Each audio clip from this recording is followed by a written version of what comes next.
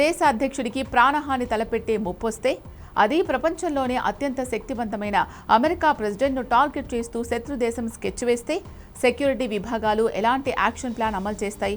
తాజాగా అమెరికా అధ్యక్షుడు Donald Trump ప్రాణాలతో బయటపడడానికి ఒక హాలీవుడ్ సినిమా రేంజ్లో సాగిన సీక్రెట్ ఆపరేషన్ ఇప్పుడు ప్రపంచవ్యాప్తంగా పెను సంచలనం సృష్టిస్తోంది. టర్కీ పర్యటనకు వచ్చిన ట్రంప్ను హతమార్చడానికి ఇరాన్ ఒక భయంకరమైన ప్లాన్ వేసిందని, ఆ దారి నుండి ట్రంప్ను రక్షించడానికి అమెరికా సీక్రెట్ సర్వీస్ అధికారులు ఆయనను ఒక సాధారణ విమాన క్యాటరింగ్ ట్రక్లో దాచి ఎయిర్పోర్ట్ దాటించారనే షాకింగ్ నిజాలు వెలుగులోకి వచ్చాయి. అసలు టర్కీ ఎయిర్పోర్ట్లో ఆ రోజు ఏం జరిగింది? డెకాయ్ ఆపరేషన్ పేరుతో మీడియాను ఎలా తప్పుదోవ పట్టించారు? ఈ హై వోల్టేజ్ ఇంటర్నేషనల్ డ్రామా వెనుక ఉన్న కంప్లీట్ డీటెయిల్స్ ఈ వీడియోలో క్లియర్గా తెలుసుకుందాం.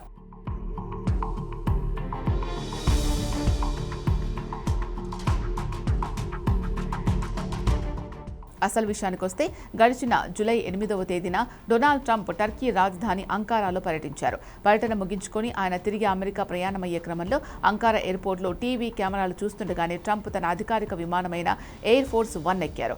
అయితే ఆయన విమానం ఎక్కిన కొద్ది నిమిషాలకే అమెరికా ఇంటెలిజెన్స్ విభాగాలకు ఒక అత్యంత ప్రమాదకరమైన సమాచారం అందింది.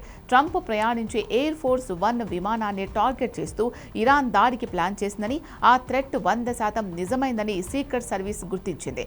దాంతో అధికారులు ఏమాత్రం ఆలస్యం చేయకుండా ఇన్స్టెంట్ గా ఒక డిసెప్షన్ ఆపరేషన్ అంటే శత్రువులను తప్పుదోవ పట్టించే ప్లాన్ అమలు చేశారు.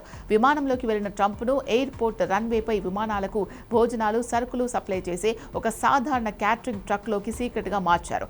ఆ ట్రక్లో ఎవరికి అనుమానం రాకుండా ఎయిర్పోర్ట్ అవతలి వైపుకు తీసుకెళ్లి అక్కడ సిద్ధంగా ఉంచిన ఒక చిన్న మిలిటరీ విమానం ఎయిర్ ఫోర్స్ C-32Aలోకి ట్రంప్ను ఎక్కించి చాలా రహస్యంగా టర్కీ నుంచి అమెరికాకు తరలించారు.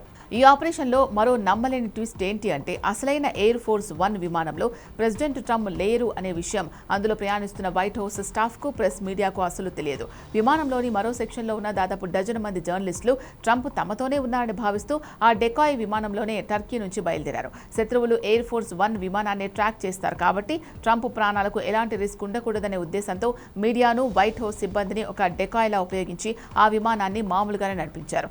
ఆ షాకింగ్ ఆపరేషన్ వివరాలను ప్రముఖ అంతర్జాతీయ పత్రిక ది వాషింగ్టన్ పోస్ట్ రీసెంట్గా బయటపెట్టడంతో ప్రపంచం మొత్తం ఒక్కసారిగా ముక్కున వేలేసుకుంది. ఈ వార్తలపై అమెరికాకు తిరిగొచ్చిన తర్వాత జాయింట్ బేస్ ఆండ్రూస్ వద్ద రిపోర్టర్లు డొనాల్డ్ ట్రంప్ను నేరుగా ప్రశ్నించారు. దానికి ట్రంప్ తనదైన స్టైల్లో స్పందిస్తూ, అవును, అది నిజమే, నేనెప్పుడూ సీక్రెట్ సర్వీస్ మరియు మిలిటరీ అధికారులు ఏం చెప్తే అది ఫాలో అవుతాను. నన్ను వేరే విమానంలో వెళ్లాలని వారు కోరారు. అంతే, భద్రత ఉన్న చిన్న విమానంలో నన్ను పంపించారు, నేను వెళ్లాను అని కన్ఫర్మ్ చేశారు. అంతేకాకుండా ఇరాన్ ముప్పు గురించి అడగగా, నాకు ఇలాంటి బెదిరింపులు కూడా చాలా వస్తూ ఉంటాయి. నేను వాటి గురించి ఎక్కువగా అడగను, పట్టించుకోను కూడా. నేను ప్రపంచంలోనే అత్యంత ప్రభావవంతమైన ప్రెసిడెంట్ను కాబట్టి నాకు ఈ బెదిరింపులు. ఏ ప్రభావం లేని దేశ అధ్యక్షులను ఎవరు పట్టించుకోరు అంటూ ఇరాన్పై ప్రెసిడెంట్ ట్రంప్ తీవ్రమైన వ్యాఖ్యలు చేశారు.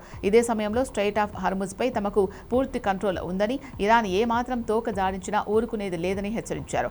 అమెరికా ప్రెసిడెంట్ ఒక క్యాటరింగ్ ట్రక్లో దాక్కొని శత్రు దేశం దాడి నుంచి తప్పించుకోవాల్సి రావడం అనేది అంతర్జాతీయ స్థాయిలో అమెరికా సెక్యూరిటీ పటిష్టతను మరియు ఇరాన్ ఇంటెలిజెన్స్ నెట్వర్క్ ఏ రేంజ్లో ఉందో చూపిస్తోంది.